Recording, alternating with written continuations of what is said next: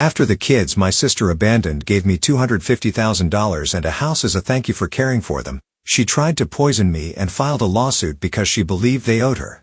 Now she regrets it because the court ordered her to pay me $50,000 in dues and sentenced her to jail for child abandonment, and now she's blowing up my phone asking for help.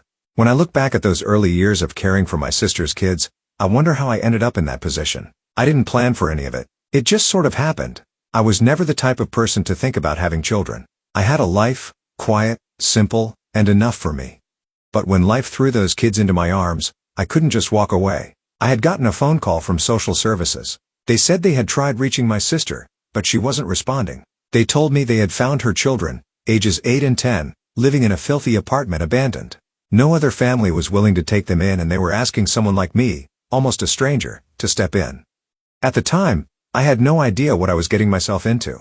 I was single, in my mid-20s, with no real experience with kids, but the fear in their voices was enough for me to make the decision. I remember the first time I met my niece, Emily, and my nephew, Aaron. They were sitting on the couch, arms wrapped around each other as if trying to shield themselves from the world. Their eyes were hollow, their faces pale.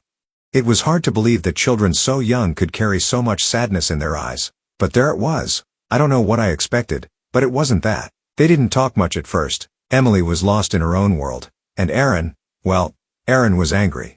He hated everything. Every time I tried to give him a hug, he'd push me away. He'd throw tantrums, scream at the smallest things, and punch walls. It was hard to get through to him. He was hurt, and he had every right to be. His mom, their mom, had abandoned them, left them alone with nothing but their names. I couldn't imagine what they must have been through, and I didn't know how to fix it, but I kept trying. I took them to therapy and tried to make their lives as normal as possible. School became a challenge. Emily couldn't focus, and Aaron's behavior was in a downward spiral. I tried to get him involved in activities, in sports, in anything that might help him channel his anger, but nothing worked. I learned that the road to healing wasn't going to be an easy one. There were nights when I'd sit up for hours waiting for them to fall asleep, wondering how I was going to make it through another day. There were times I wanted to break down and scream, but I didn't. I couldn't. They needed me to be strong. I spent years working to give them stability even though my own life was out of control. The financial burden was overwhelming. I had to work 3 jobs to care for them full-time, which meant I was living paycheck to paycheck. I didn't care about my social life anymore. I couldn't. Every bit of my energy went into making sure they were okay. I didn't have much left for myself, but I didn't mind. If they needed me, I would be there. What hurt the most was that their mother, my sister, was nowhere to be found. She had disappeared from their lives without a trace, without a single phone call. I had tried to reach out to her at first, but it was as if she had fallen off the face of the earth. No one knew where she was. No one cared. It took months for social services to track her down. When they did, she was angry. She didn't want to talk about it. She didn't want to deal with the mess she had created. But that didn't matter. I didn't care about her excuses anymore. I had become their mother. I had to. And slowly, over time, they started to trust me. Emily began to smile again. Aaron still had his outbursts, but they were gradually decreasing with time. We went through hell, but together we survived. It wasn't easy though. I never expected it to be. My sister's neglect was something I couldn't forgive easily. She had abandoned them, left them to fend for themselves while she partied and chased her lifestyle. Her actions were unforgivable, but I wasn't going to let that stop me from doing what was right for our kids. I raised them with love, discipline, and structure. As the years went by, things began to change. Emily and Aaron grew up. They became teenagers.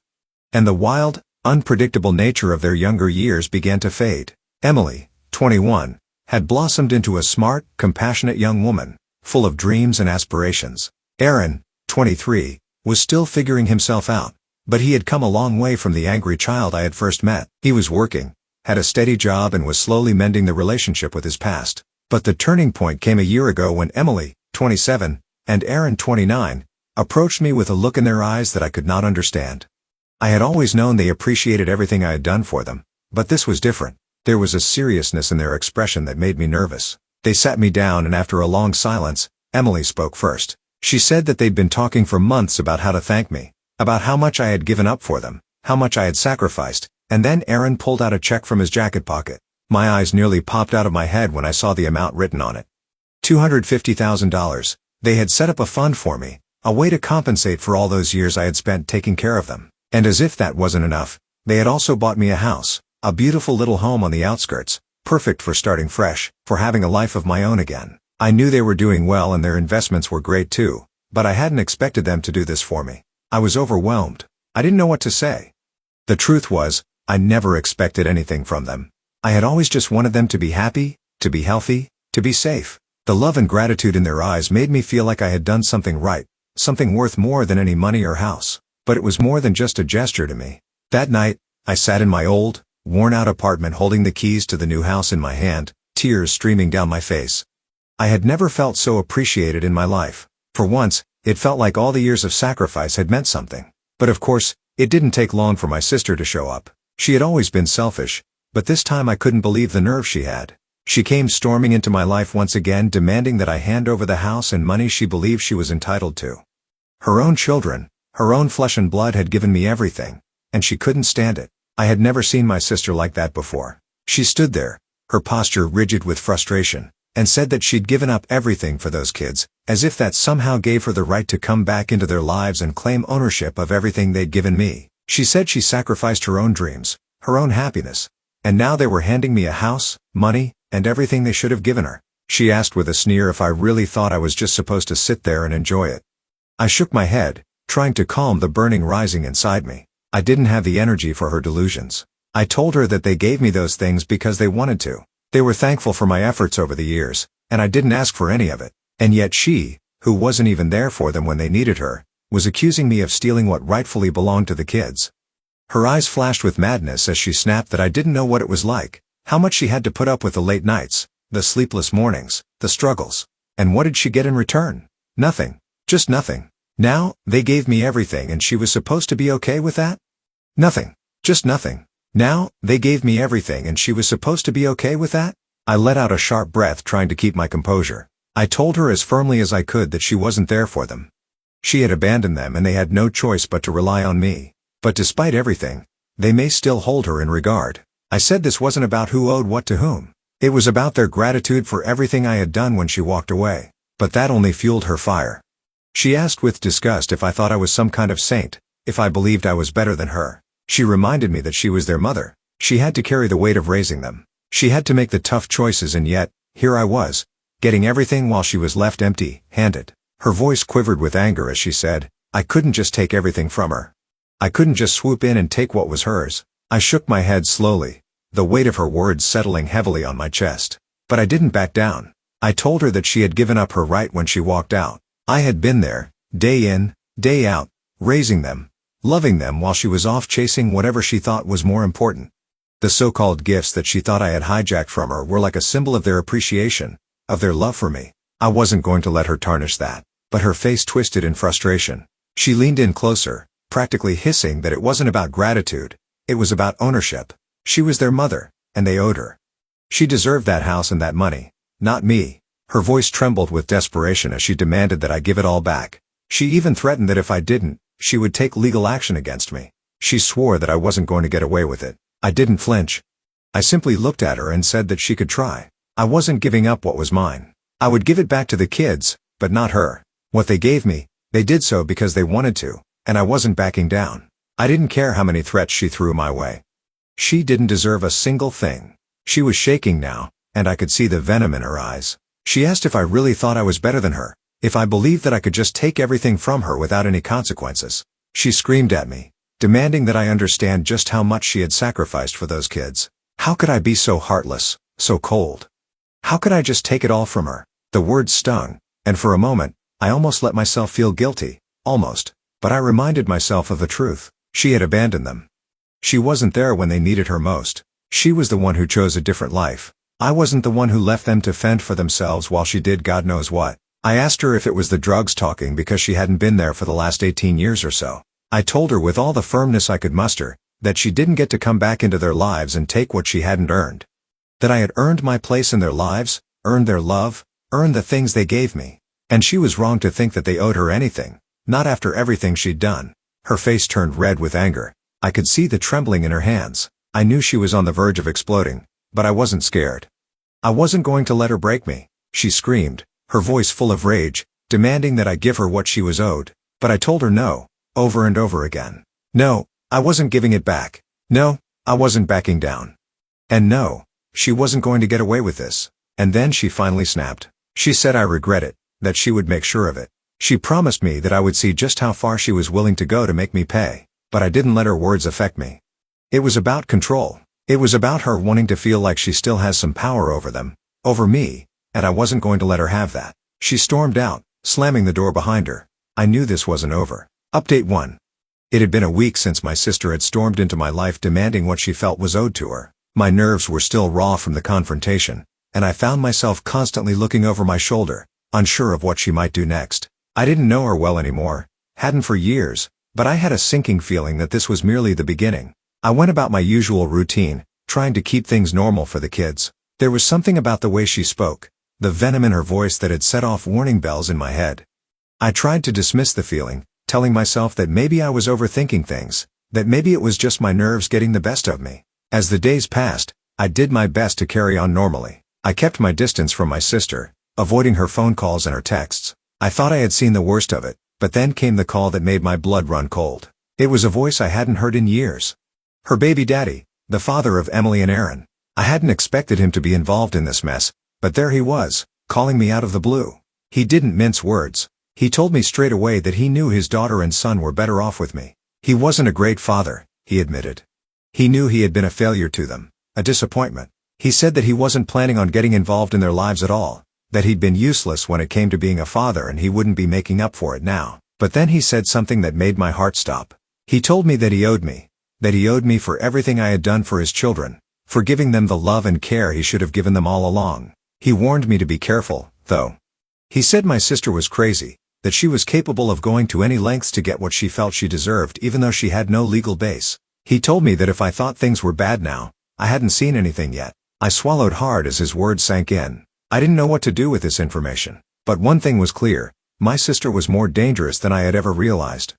That evening, I was preparing dinner, trying to keep my mind busy. I had been feeling increasingly paranoid in the days after our confrontation, and I couldn't shake the idea that something wasn't right. As I set the table, I noticed the glass of water beside me, one that I hadn't touched yet. It had a strange, slightly cloudy appearance. I frowned, unsure of what I was seeing. It could have been the lighting, I told myself.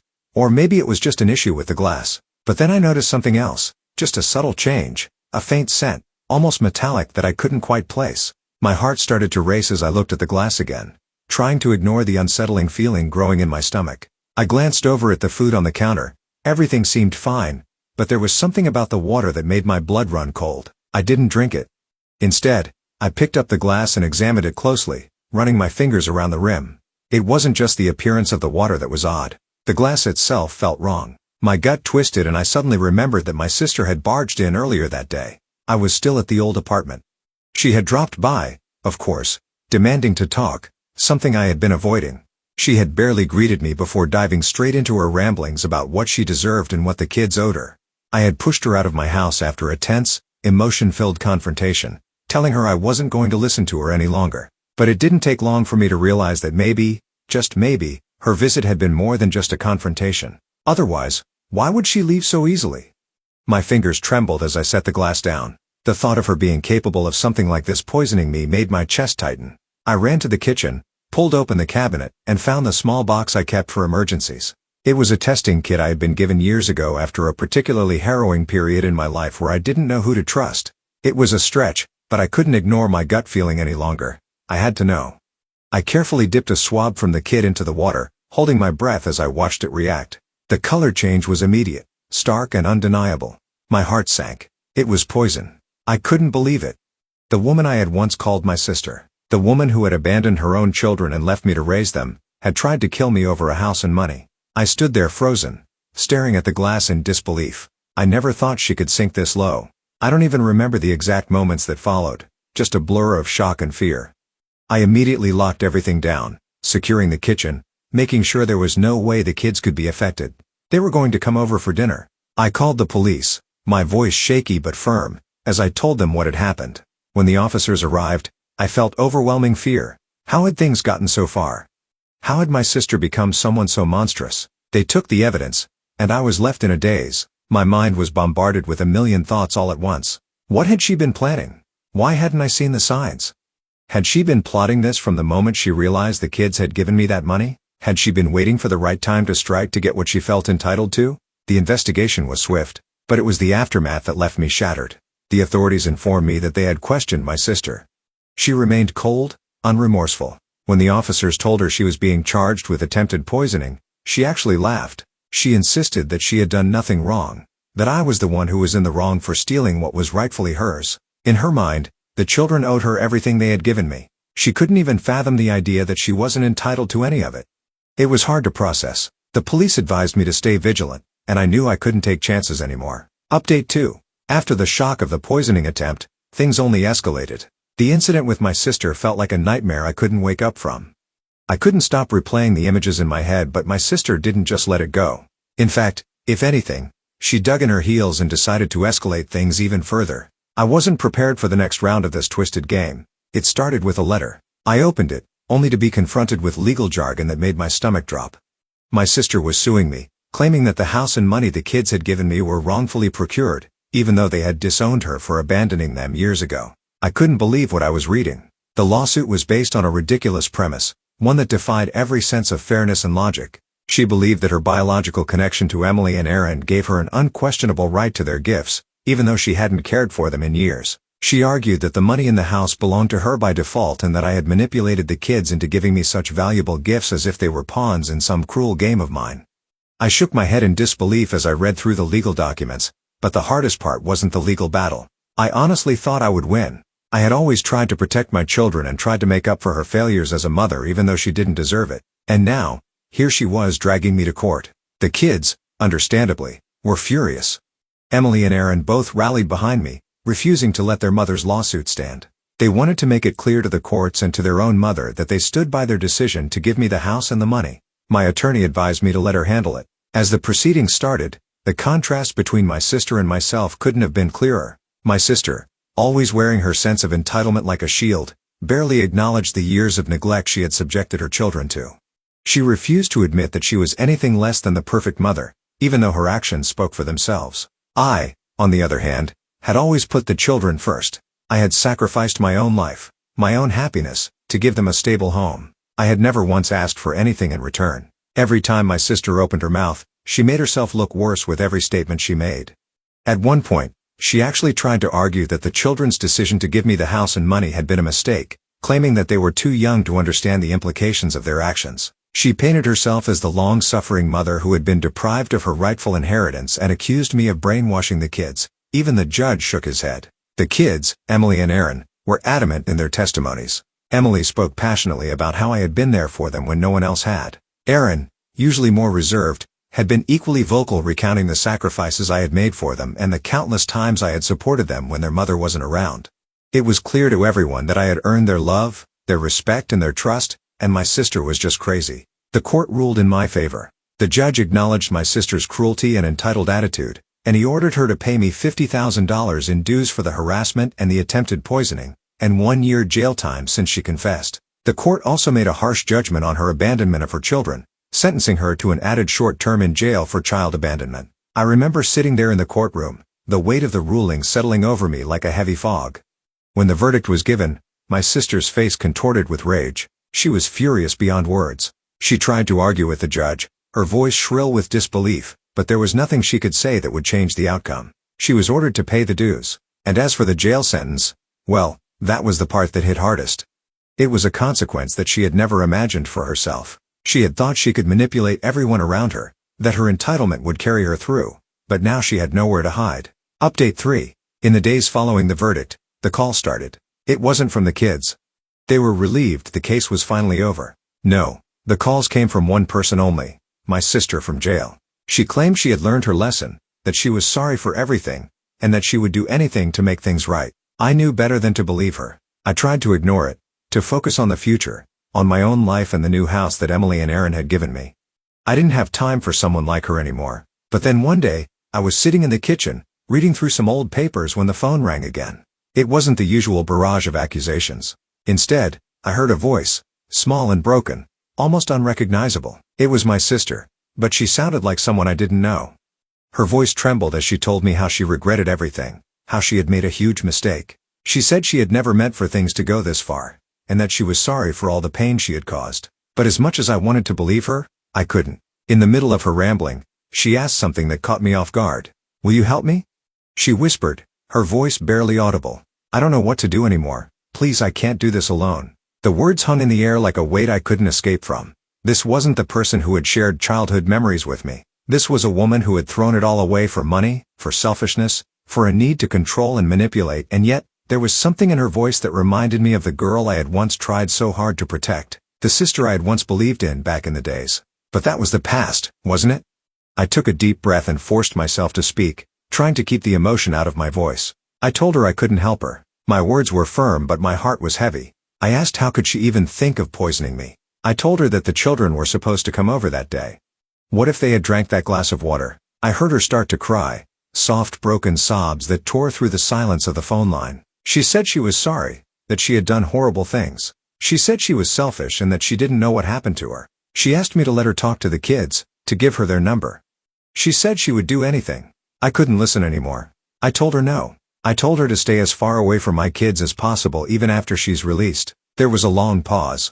I could hear her breathing heavily, as though she was struggling to keep herself together. Finally, she spoke again, but this time there was no desperation in her voice. All she said was okay and goodbye. The line went quiet for a moment and I didn't know what to say. Part of me felt the weight of the years of pain we had both suffered, but another part of me felt relief, a sense of freedom from the burden she had placed on me. I couldn't carry it anymore. I hung up the phone, I was done and I was at peace with that. But somewhere deep down, I knew that she would never be able to escape the consequences of her actions, and that was the only justice I needed.